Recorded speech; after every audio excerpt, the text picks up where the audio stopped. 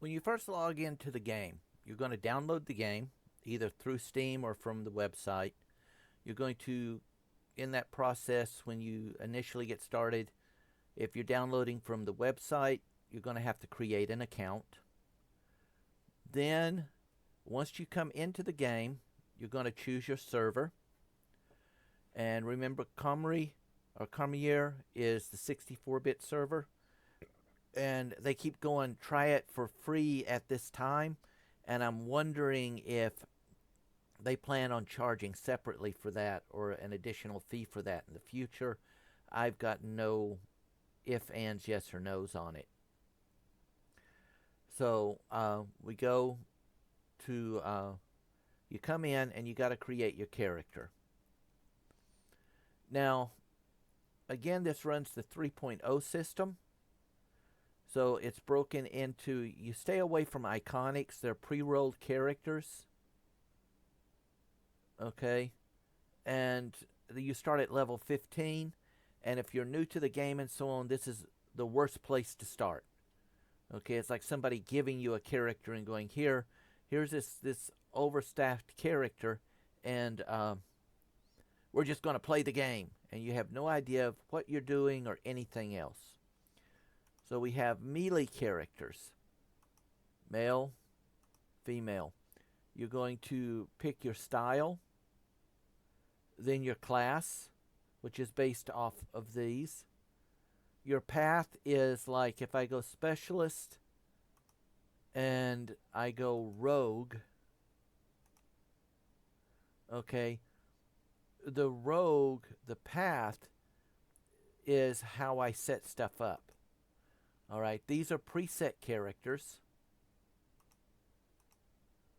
Again, they're pre-rolled basic starter characters. Or I can customize and go in and select my race and everything else. All right. You'll notice some of these say unlock. As you play the game, some of these will unlock simply by playing the game. You don't have to buy it. Also, as you level and get points in your with your notoriety and so on, you will get additional 25 DDO points. So you can make several characters on the server. You'll typically have 3 initial character slots. Play those and raise your DDO points. And so boom, there's 75 points fairly quick. Then you can delete your 2 alts and do it again. And you can literally work your way up, but it's got to be done on the same server. And at that point, you could use that as your test run while learning the character. You're still building a little bit of points. And then, see here, this character already has 75 points, and I've not bought any points in the game.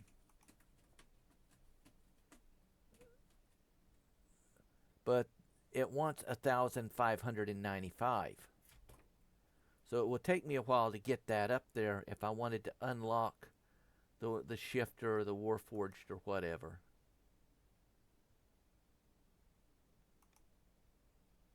All right. DDO points, again, just like World of Tanks and so on, the micro stores, this is what you're dealing with. From the points, you can buy shards, you can go in and buy all sorts of different stuff, cosmetic stuff.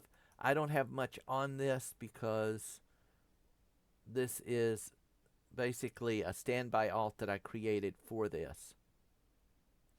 But you can buy different packs. Here, keep on the Borderlands Adventure Pack. And that's not the actual...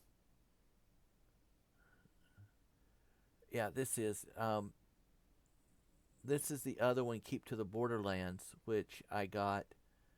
And it runs 8 separate adventures, adventure areas, and it will go level 1, which is heroic is levels 1 to 20, and then epic is levels 21 and up. And there's a whole lot of different stuff. We'll get into gameplay later, but that's basically how their micro store works. So you're going to have certain ones that you can start off with.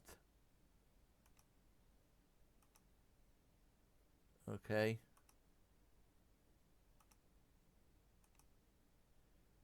And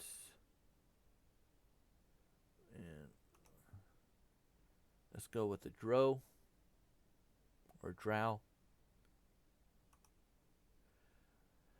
This is where your points come in. Okay. This is your little help thing. It shows you what it will do. So we're looking at dexterity, intelligence, and wisdom are some of the main things.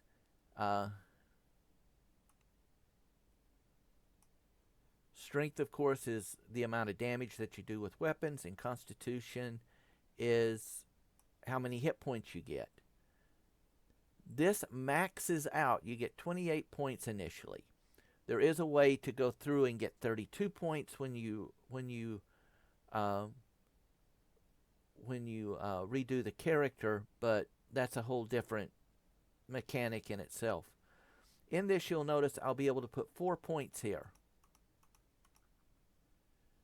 and it's costing me 1 per point. But when I go up, now anything beyond this is going to cost me 2 points to raise it above that. And you can keep going up, and now it's going to cost me 3 points for each 1 point that I put in. So you got to watch where you're putting stuff and decide where you want to put it. Okay? 10 is a baseline for everything. Tell people always create 10 baseline, and then from your abilities decide where you want to put those additional points. And watch how many point cost it is when you're stacking those points. Otherwise, you can really jimmy yourself and have a real high one thing and everything else is crap. All right? We're just going to go through this. You'll notice this is already at a 2 while these are still at a 1. This is already at a 2.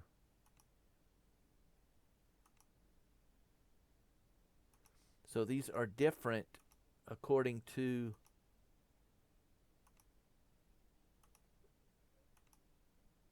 your character stats on its primary abilities and so on. Non-primary abilities such as wisdom will cost you more points. Spellcasters use intelligence and wisdom. Clerics use intelligence and wisdom. The one thing is the warlock class uses charisma instead of intelligence and wisdom, while the sorcerers and so on use intelligence, and clerics use wisdom, I believe it is. The same old system. This is where things get a bit wonky that most people are not familiar with. You have 40 points. You can put them anywhere that you want. However, if it is not a skill relevant to a rogue, such as, let's go,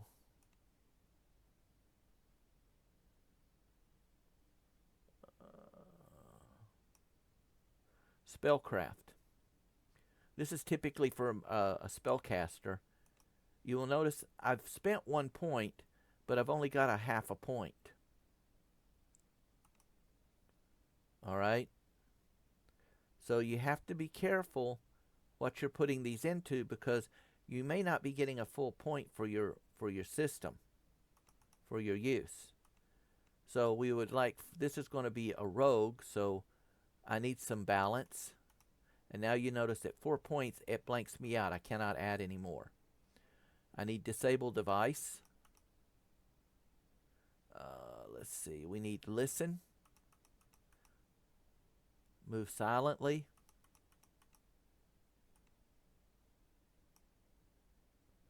Of course, open locks. Search.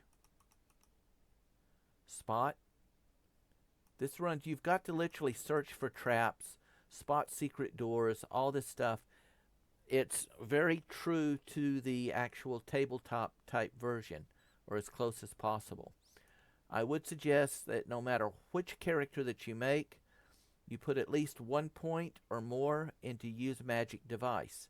Otherwise, if you pick up a scroll, a wand, or something, your character is at a significant 45% or more spell failure, which is accumulated also by the type of armor that you're wearing. Heal. Heal is you can bandage other characters with a healing kit. However, the higher your heal, the higher your healing abilities are. So if I am bandaging someone with a 0 heal, I'm doing the barest minimum. If I have a 1, a 2, a 3 points into it, I'm doing more. If I'm resting, because you got, like in the original game, you have to rest to get your spells and stuff back for some classes. Your spell points, or your mana, as they called it in World of Warcraft. The higher this heal is, if I'm resting and eating something to get my hit points back up, the faster it will process, the more hit points per second I will get during that rest cycle, the higher my heal status is. So I tell people at least put 1 point. It's going to cost you 2 points depending upon the class, but it will help you in the long term. That's up to you. Then, let's see. So, again, depending on the type of rogue that we're using, we could possibly put into perform, tumble, which allows us to tumble away from an opponent. Perform, let's see if we've got something for balance here. We got balance. Let's see, haggle. Haggle is an automatic, it's a passive. And the higher your haggle, there is a percentage chance, I think it's a 0.5 or something, yeah, a 5% price change in your favor when you buy something or you sell something to a vendor. So for each point, I'm getting a 0.5% price change in my favor. So initially in the beginning, we definitely want to try to make as much money and so on as we can. And we'll put one into bluff just for giggles and pooples. The next thing is feats. You have a lot of different things that you can do. And again, this really works better if you know someone who is already playing the game, or if you get on one of the Discords and someone has the time to help walk you through an original character generation. It comes in much easier. Anything with a hex is passive. If it is square, it goes to your hotbar and it's something that is you have to activate. So, like a rogue will start with basically, they will start with daggers and light weapons, staves, and so on. If you want to go up to a different weapon, you've got to take and add that to there. And you'll only get one choice when you level up. All right. If you want, like here, throwing weapons, and it goes through. This is the one I would pick as an initial rogue, because it gives me a +2 bonus on disabling device checks and open locks. All right.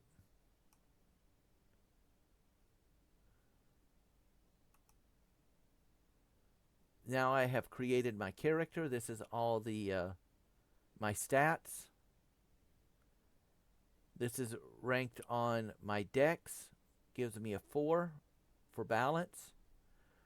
With my modifier that I put in on balance, I now have a 6 die roll that I have a 6 in 1d20 to keep from being tripped up during combat. The higher your dex, the higher your balance, the higher those points go. Character, this is basically the same. It's always this is the Drow is one of the older characters. There's a different palette for the newer characters, which I think is better. They should switch them all to that palette. I do not know why they do not.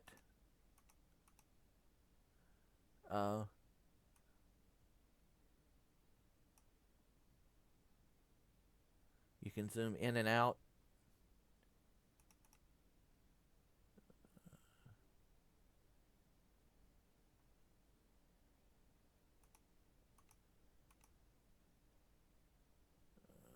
Facial details. Facial details is like this nose piercing and stuff. Normally, I set mine to a 1. Okay? But you can put in, like here, scars, basic facial detail changes, earrings, that kind of thing. And depending upon the race and so on, it gives you some different things.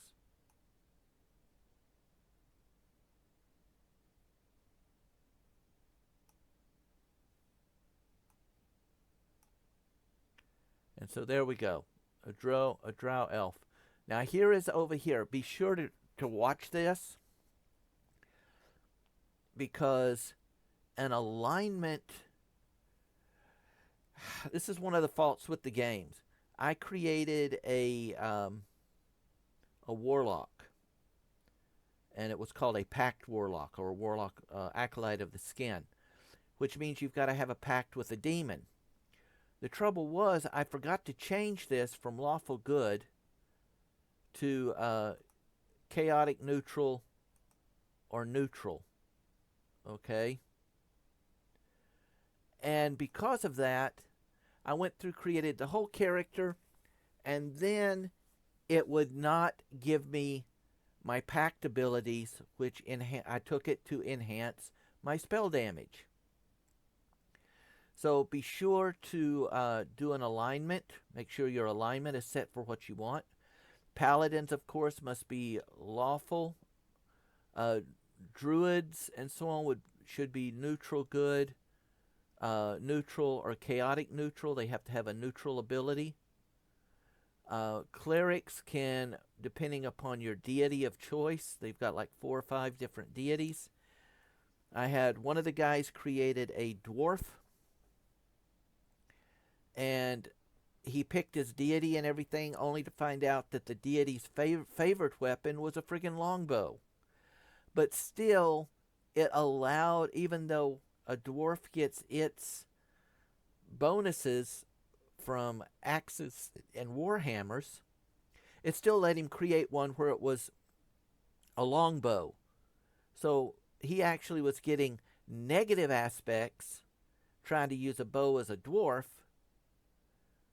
and was losing out on his damage and so on. So you got to really watch that alignment. Of course, you have to put a first name, a surname or last name is optional. And that is character generation.